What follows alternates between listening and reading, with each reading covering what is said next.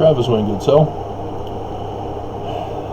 as I've been doing YouTube videos since 2015, I've noticed that I am forced to repeat a pattern of videos in a cycle process to inform the newest arrivals to my channel, as the older ones, for the most part, are gone. And so I have to recycle all the old stuff in a retelling. And it's a bit discouraging. It's a bit frustrating that YouTube can't be a simpler program for people to access the older videos easier.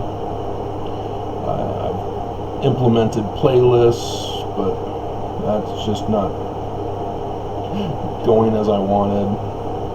And so now multiple channels seems to be the better way to do things, but these main channels, TWG and Travis Wingate, so are just continuing in a never-ending drama cycle.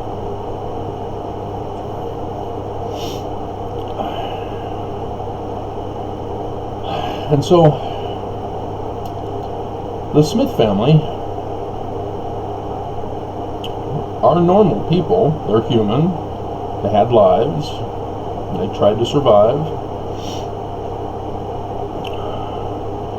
And then something happened that changed their lives forever. And I know Mormons believe that Joseph Smith's history is all literally true.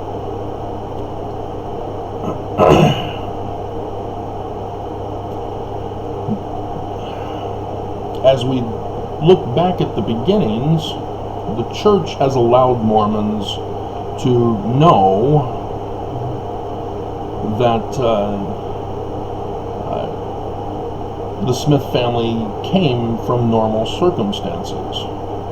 The church allows people to know that there was the summer without a summer because of the volcano in the Philippines, and Joseph Smith needing a doctor to take care of his leg,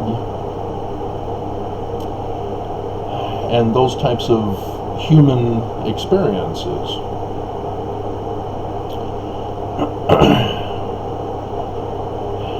And I can't remember, I don't know if the church allows Mormons to see the human side of being forced out of Vermont because of their poverty. The law of Vermont was such that if you're poor, you get expelled from the state. And that's horrifying. But it would help the church with a sympathy factor, I would think. So I don't know why they wouldn't talk about that from church history.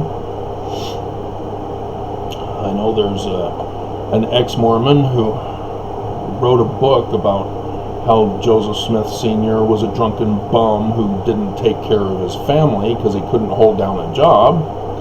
That was a bit harsh.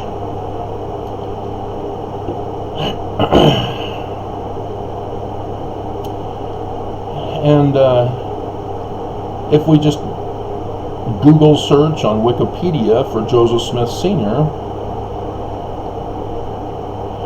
we find in the early life, I thought it was also in the first paragraph, and Canandaigua is no longer blued. Uh-oh. We've got breaking news. Here I am trying to do a regular, harmless, peaceful video, and the church has tampered with this site. Oh my God.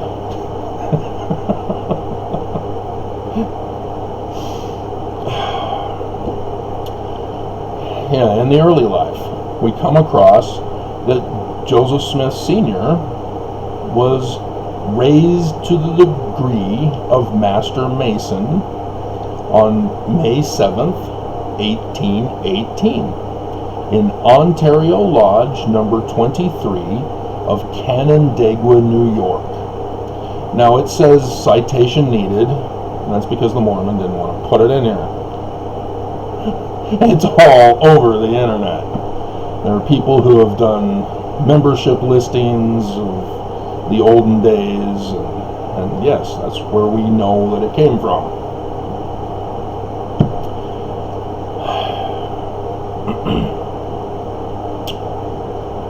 And so it's south of Palmyra, Manchester area.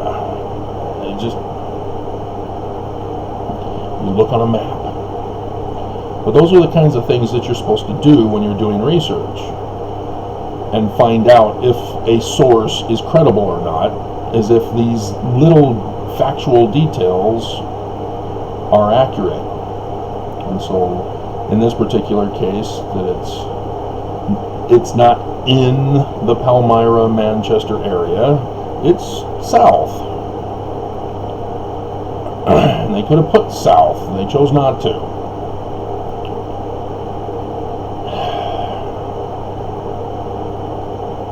The church just will not stop. They have to keep lying. They have to keep covering things up. So anyway, if by chance a Mormon were to come across other information, let's say they wanted to study Heber C. Kimball.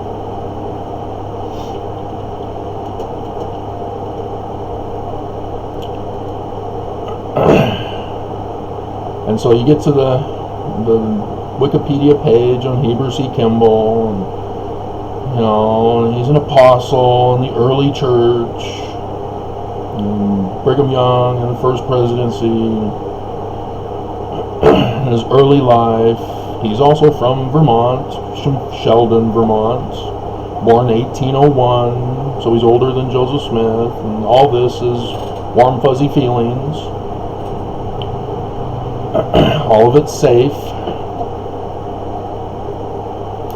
And so then we get to Masonry. Oh, wow, he was also a Mason?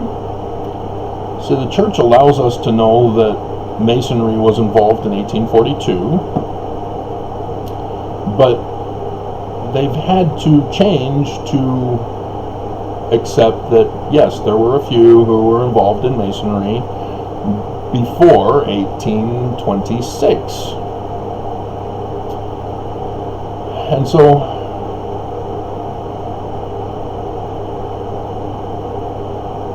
yeah, here it's blue. And so it says, under Masonry, in 1823, Kimball received the 3 craft degrees of Freemasonry. Now notice it's worded differently than Joseph Smith's, where he was raised to the Master Mason. Well, that's what this also means. Received the 3 craft degrees of Freemasonry. He became a Master Mason. But the way it's worded, you have to actually do the research to figure that out. And then Victor Flats is in red. That's no longer a legitimate link. Ontario County, New York. In 1824, he sent a petition to the chapter at Canandaigua, New York. Oh, he knew Joseph Smith Sr.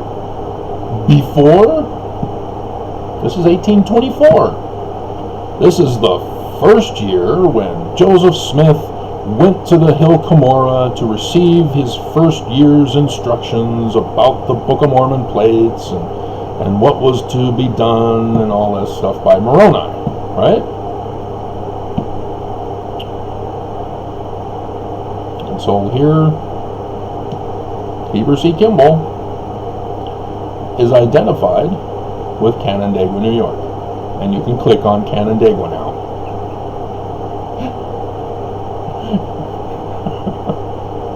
Oh my God. To receive the York Rite degrees of Royal Ark Masonry. I think it's because they took out the part in the first paragraph.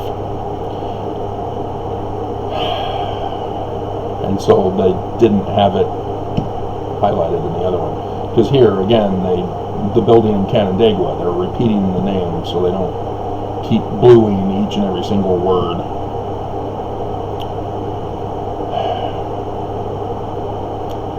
And so he petitioned to receive the York Rite degrees of Royal Ark Masonry. That was worded kind of awkwardly wrong, but nonetheless, you have to do your research to find all this out. And his petition was accepted. Now, I know the majority of people in the world, and even in Mormonism, watch movies just to be entertained. They don't really go to learn things. They don't go necessarily until you become a fanatic of the show or the series about specific details. You know, whether you're not going there.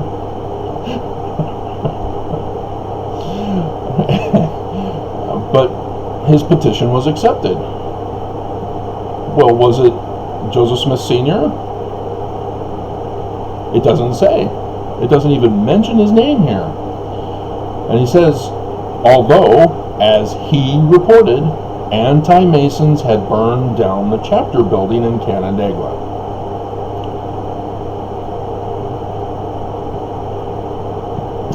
That has been reworded.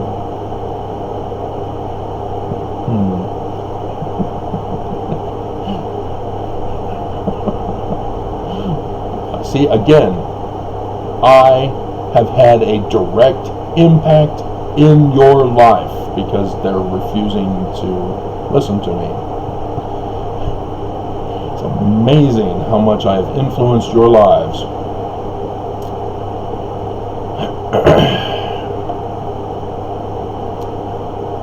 And so,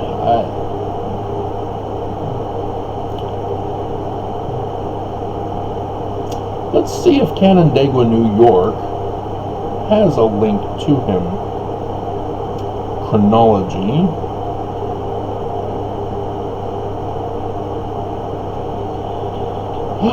George W. Bush visited Canandaigua giving speeches.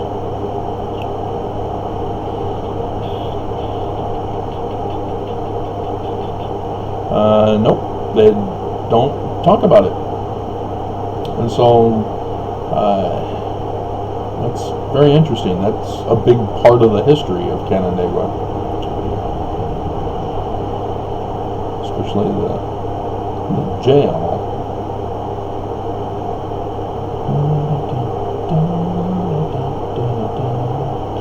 So anyway, and so if by chance you're not doing anything church related, you're just browsing around, or maybe you wanted to check out, anti-Masons. That would have the link, wouldn't it? So you click on anti-Masons. See who these evil people are, who are covering up church history, right? And you get into the second paragraph. There we go. The party was founded in the aftermath of the disappearance of William Morgan. And it doesn't say anything about Canandaigua, New York. And so a former Mason who had ultimately become a prominent critic of the Masonic organization. Are you sure that's what it was? And so you click on William Morgan, and you go down to disappearance, and then you see that he was arrested a second time on September 11th. Wow, that's interesting. There have been some church history stuff on September 11th. There's been some United States stuff on September 11th. There's been a certain coup by a certain former late president in Chile, whose president just got impeached the other day. Isn't that interesting? 1826.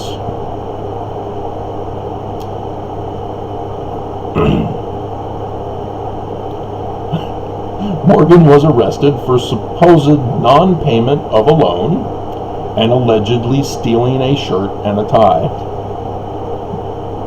According to the laws of the time, he could be held in debtor's prison until restitution was made, which would have made it more difficult to publish his book. He's publishing a book? Morgan was jailed in Canandaigua. And when Miller, the publisher, who advanced him the money to work on the book, learned of this, he went to the jail to pay the debt and secure Morgan's release. Morgan was released, but then rearrested and charged with supposedly failing to pay a $2 tavern bill.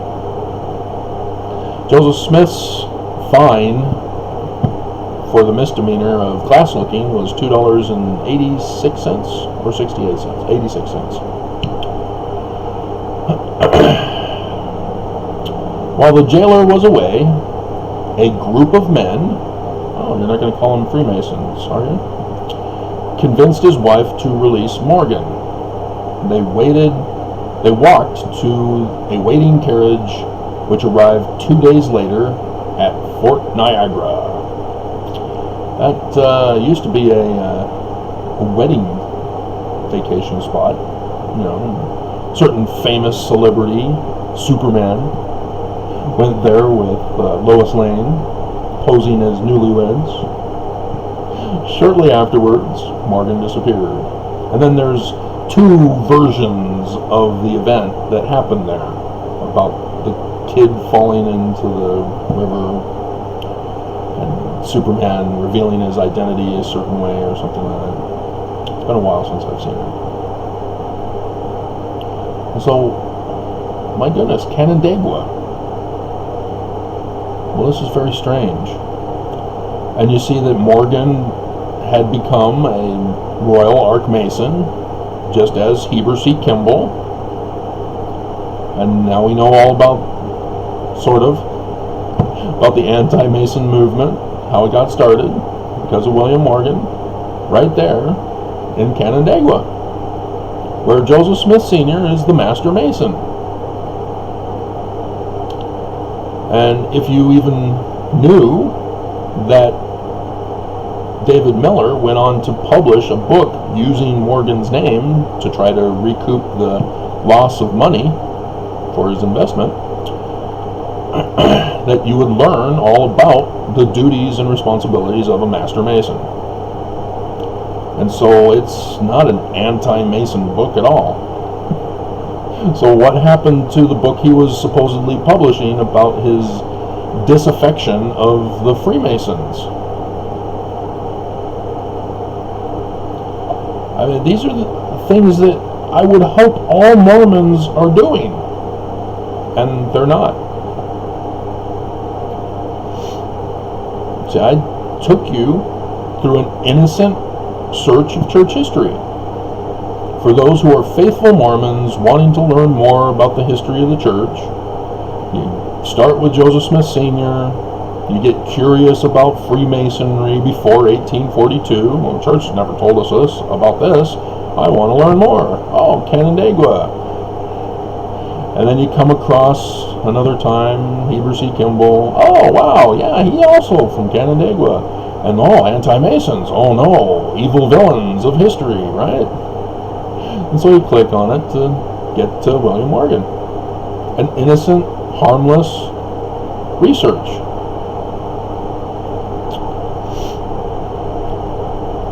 And do you not see, if you don't know my videos, do you not have questions now? What happened to the book? What was Joseph Smith Sr.'s involvement? And does the Book of Mormon have any connection?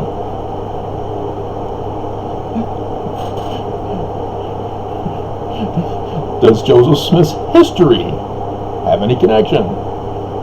Does the contents in the Book of Mormon have any connection?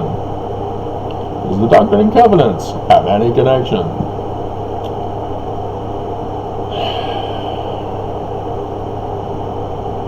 And why did Heber C.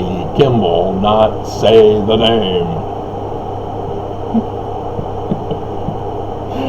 Random news are hilarious.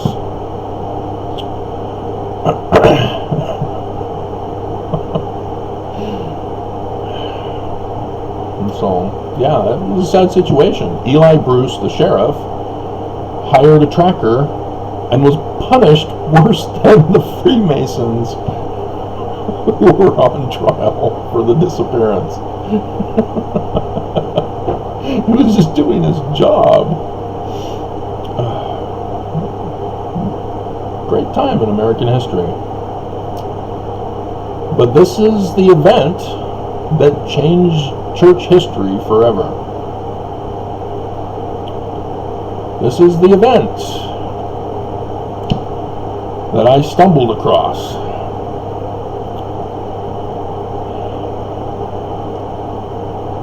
And if you understand, would you even dare ask the question, well, why didn't Joseph Smith Sr. just leave things alone?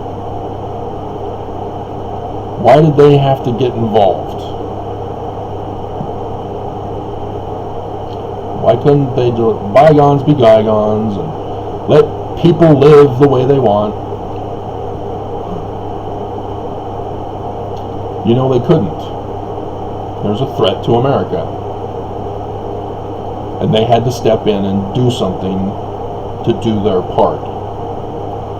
See, Americans in those days had more patriotism in protecting and defending their rights and their country. That's why we won the Revolutionary War. Because of the Holy Ghost, Mel Gibson. Patriot. I mean, I don't know why people are complaining, wanting to ban watching his movies because he's a racist. He's the perfect role for back in those days with the slavery that was going on. They want real characters or real actors and actresses to play their roles rather than pretend to be somebody else, which that's where the word actor came from, pretending to be someone else.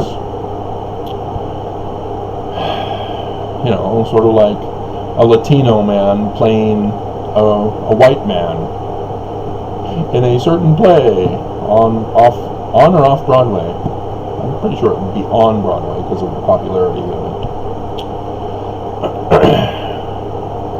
But yeah, this cancel culture got to the Book of Mormon as they shamed them into acting as black actors.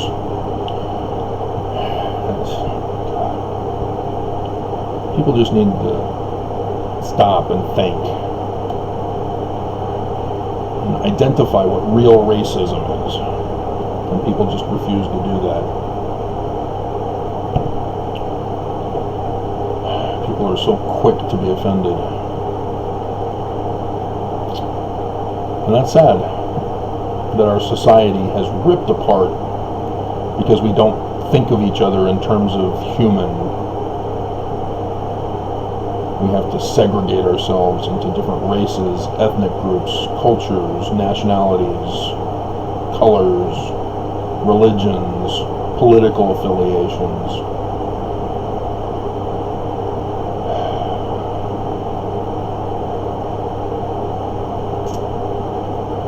And so, yes, likewise for me. Because the threat to America did not end. That's what I found out.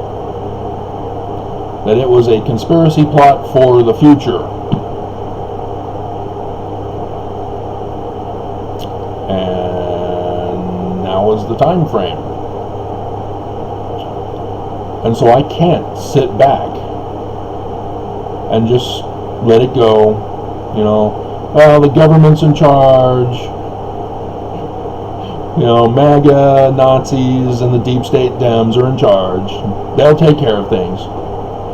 The attorney generals, they're in charge. They'll make sure that the right people are prosecuted, and we'll have equal justice. We'll follow the Constitution. That only those who are guilty will be punished. The church is true, and so Nelson has to be obeyed. I need to make sure that I'm paying my tithing, wearing the garments. See, I'm being nice. I'm being nice. I didn't refer to them as the magic underwear.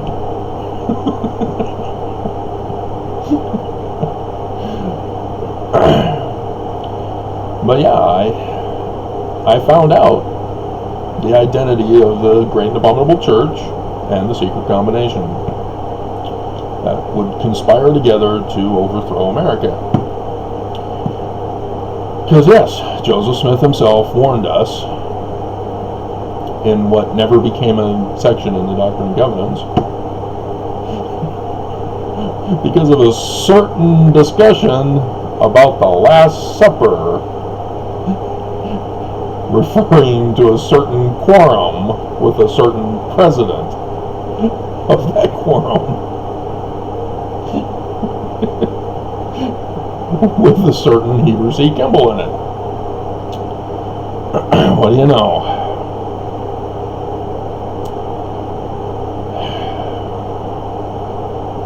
And I can't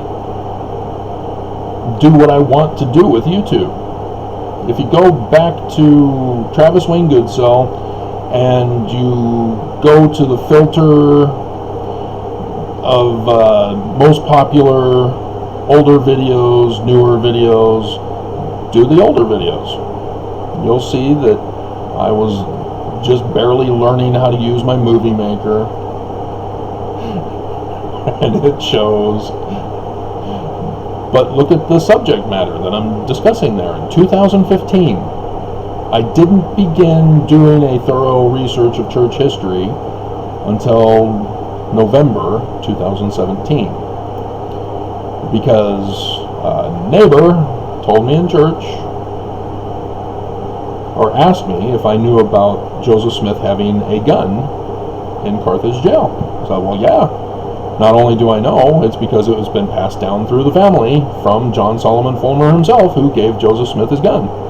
Oh, I didn't know that. The church doesn't tell us. Well, oh, really? They don't tell us? Oh.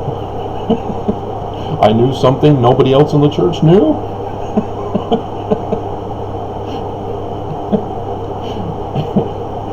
And so, yeah, I then started researching the Carthage jail incident, and then went, oh crap, I have to start from the beginning now, because that's what you do with a crime investigation.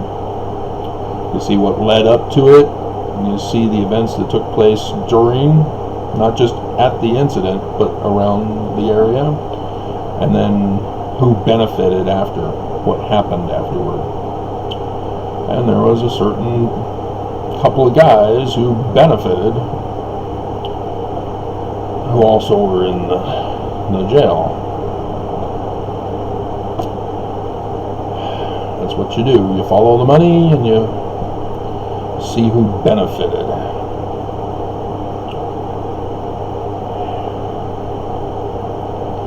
And so I can't be silent. I can't do what I want to do, which was go over the real Mormonism, the doctrine, the theology, and go over the ancient languages. I deciphered Paleo-Hebrew. I found out Joseph Smith was correct from the King Follett Discourse. I deciphered Egyptian petroglyphs as a result, and thus Joseph Smith is correct, with few errors, but nonetheless, and complete, obviously. But with the Book of Abraham. And I would love to have continued to do that. But on November 4th, 2016, a date which shall live in infamy, Fox 13 News Utah finally got around to the last segment of the hour, talking about an upcoming event way into the future on the 21st of August 2017.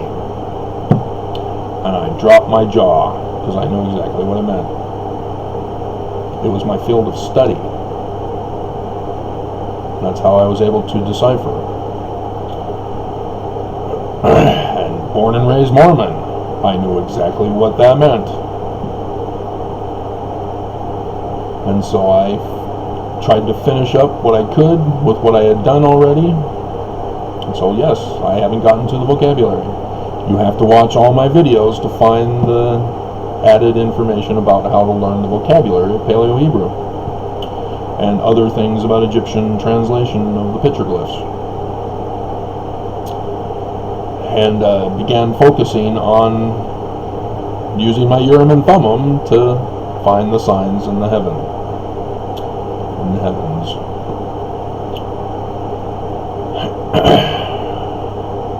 And all of a sudden, everybody's turning on me.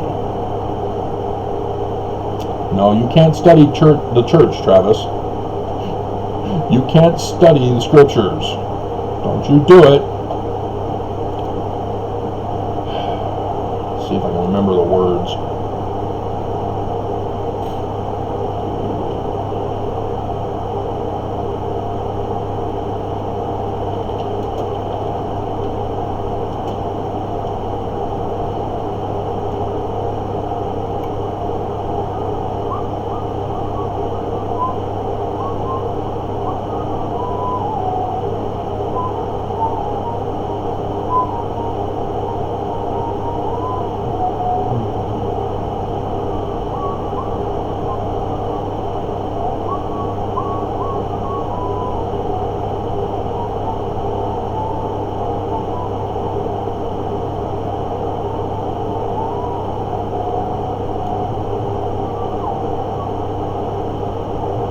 Nope, those are the wrong words.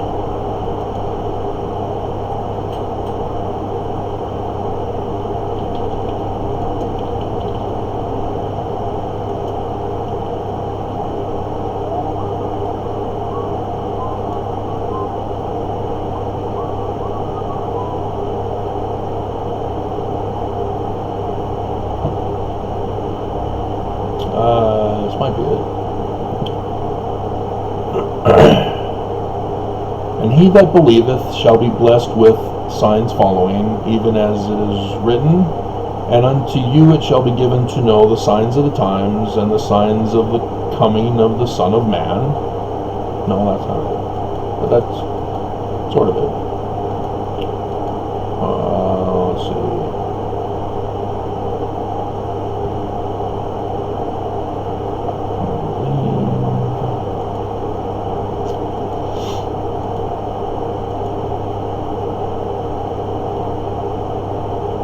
Yeah, there it is. It's in section 45. What do you know? The passage talking directly to Mormons, and he says specifically, I'm going to code this section for you.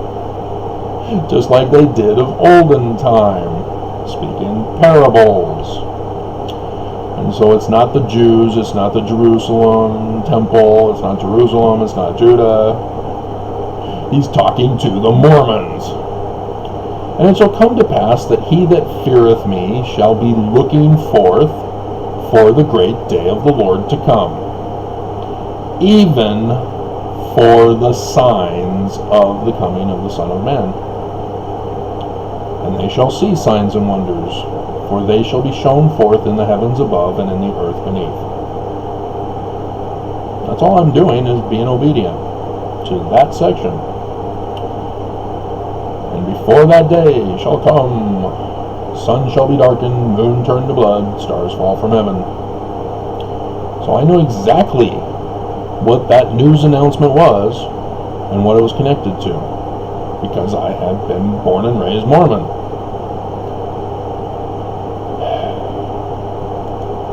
And it's sad that Mormons likewise don't share my Mormon view. But here's a valuable lesson.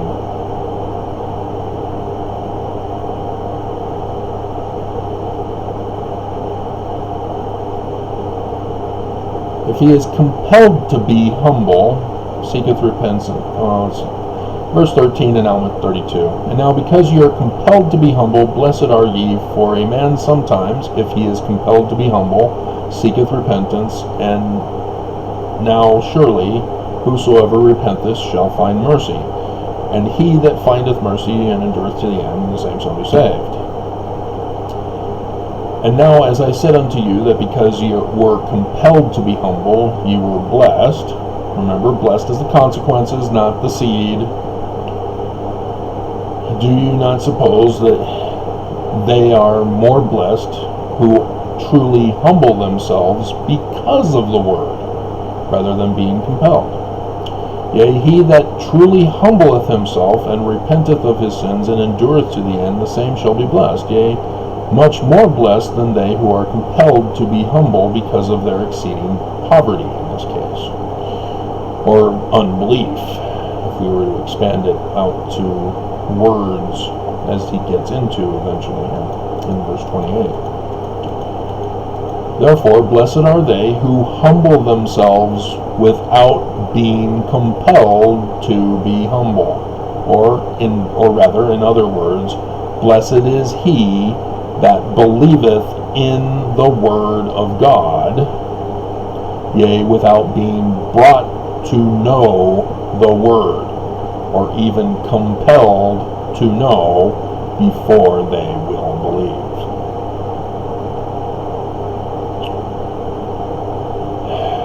And he even talks about the sign in heaven. If thou wilt show unto us a sign from heaven, then we shall know of a surety, then we shall believe. If you know, you don't believe anymore. That's the end of faith. That's the consequences. Your faith is now dormant. You have fulfilled your faith, and you now know. But if you keep recycling your faith, you're never going to know. But again, you've been given signs from the heavens. How many of you now know we're in the latter days? Well, Chad and Lori Daybell thought they knew the signs in the heavens, and the church came out and said, nope. Despite 3 apostles dying under a blood moon tetrad, this is not the latter days. And so then they became bloodthirsty murderers of their family.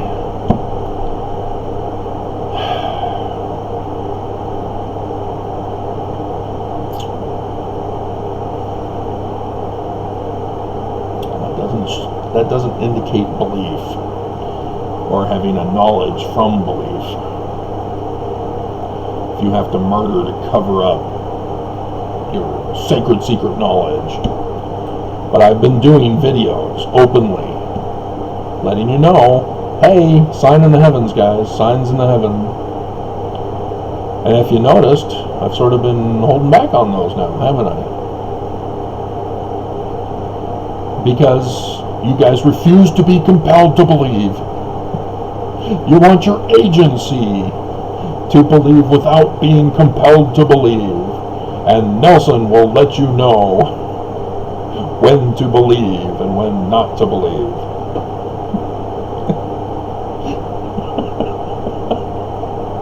I mean, seriously, comment after comment after comment throughout all these years. Nelson is the prophet of the church. He will tell me, he will tell us, he gets inspired. You have the scriptures, guys. You have the word already. They give you the signs to look for. They give you the events that are supposed to take place. And I can't just sit back and not inform you. Now that I know, I have to warn my neighbor. Oh, that's in the Doctrine and Covenants. He who has been warned must warn his neighbor.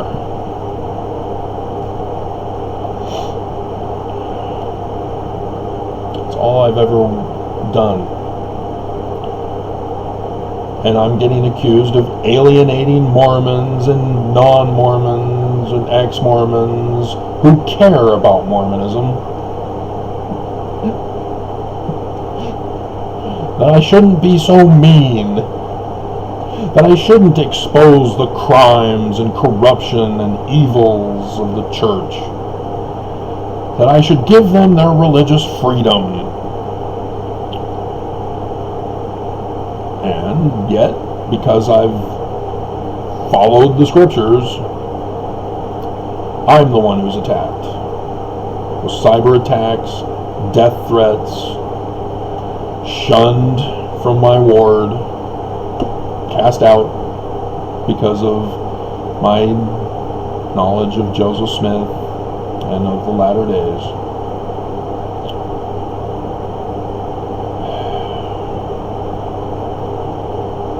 And technically, I'm in a sorrowed state. And I know you want to be Laman and Lemuel and cheer. Yeah, we knew you were fake. We knew you couldn't build the ship. We knew that our father and you were visionary men, leading us away from our treasure. Jerusalem was good, and the people were good, and you took us away. You kidnapped us.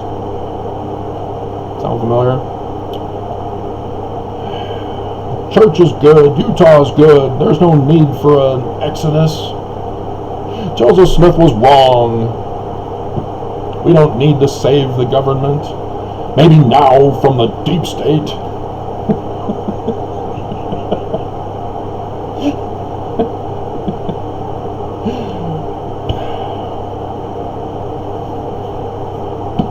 But I mean, dear God, the most severe persecution, all because I'm faithful as a Mormon. And the persecution is by Mormons and the prophets directly. Tend to get a little pissed when you sue them in court. Despite they have the judges all in their pockets. Literally, the judges all pay the church to be loyal to the church. The church doesn't give the lawyers anything. The judges and lawyers and other government leaders, the governors, the mayors, legislatures, business corporations, everybody gives to the church and have to give it with loyalty and with the oath and the penalty of the oath for violation thereof, which comes directly out of Helaman chapter 6, 22 to 24. Yeah, I'm verse 24, the whistleblower. I'm the one Nelson called a traitor by saying perils in the coming days, referring to Liberty Jail, and sent me a death threat.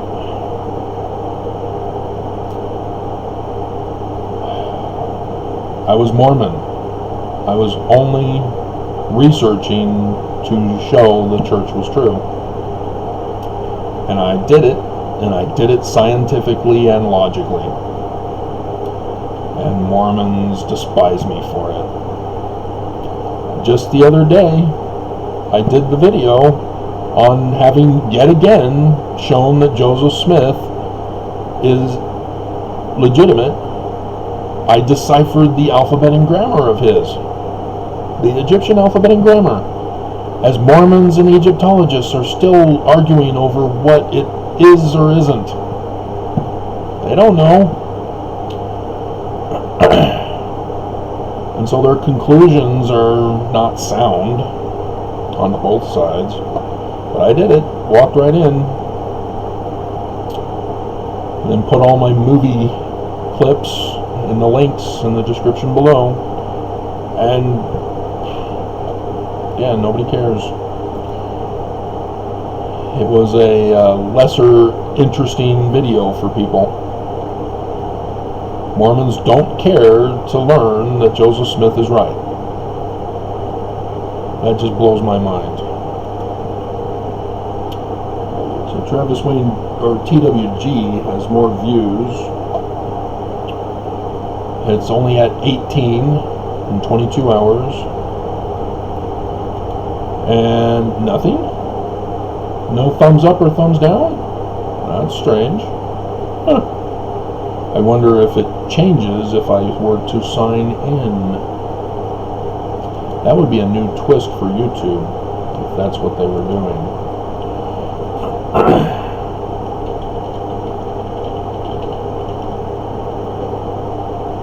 I didn't intend for this video to go so long. No, still nothing. Well, we gotta do it, just in case. It used to be I could put a thumbs down, and I figured this out back in 2015, that if I put a thumbs up, that it would attract other people to my channel. And that was still back in the day where YouTube paid out money if you got a certain number of views, and I didn't realize that I could keep clicking on the thumbs up over and over and over and over again. And once I figured that out, YouTube immediately stopped it. But this was back in the harmless days, where nobody saw me as a threat yet. And, that is very interesting. So let's go to the channel. I would expect at least the bullies to have showed it up with their thumbs down. What's going on here? Ah, there they are. They're kept hidden. That's weird. So they don't show on the video. Because, yeah, it was my one thumbs up. But here, it says that it's 3 and 3. Still at 18. Man, YouTube has got things all messed up. But my goodness, 7 likes for Source of Evil for Mormons, Standards and Values. So does that mean you guys want me to do the sequels?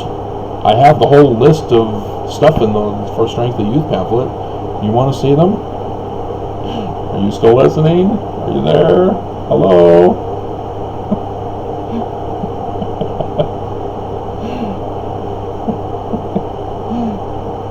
That's interesting. 1 like more for Dreaming of Mormon Jesus. Tonight's Friday. That means tomorrow I'll be doing a Bill Maher LDS video.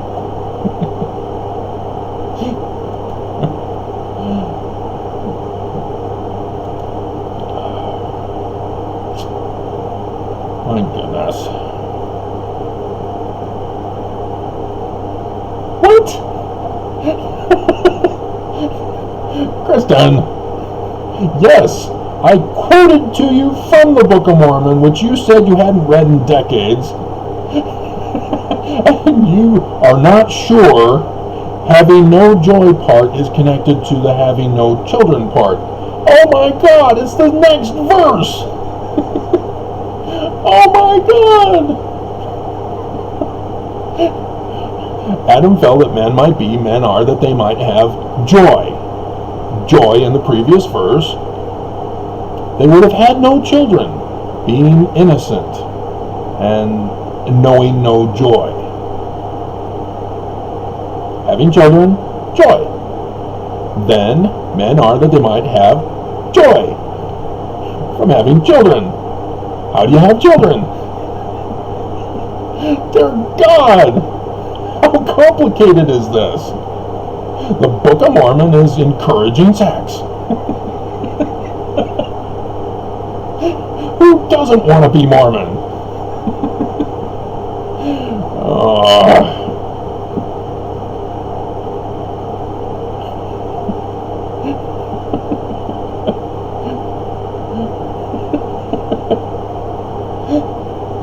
Oh my God! See, I can't please anybody. That's obvious. Everybody disagrees for some reason, whether you're an ex-Mormon or a Mormon or not a Mormon. Don't you talk about politics. I love how you trash the church, but don't even touch Trump. Trump's the greatest ever.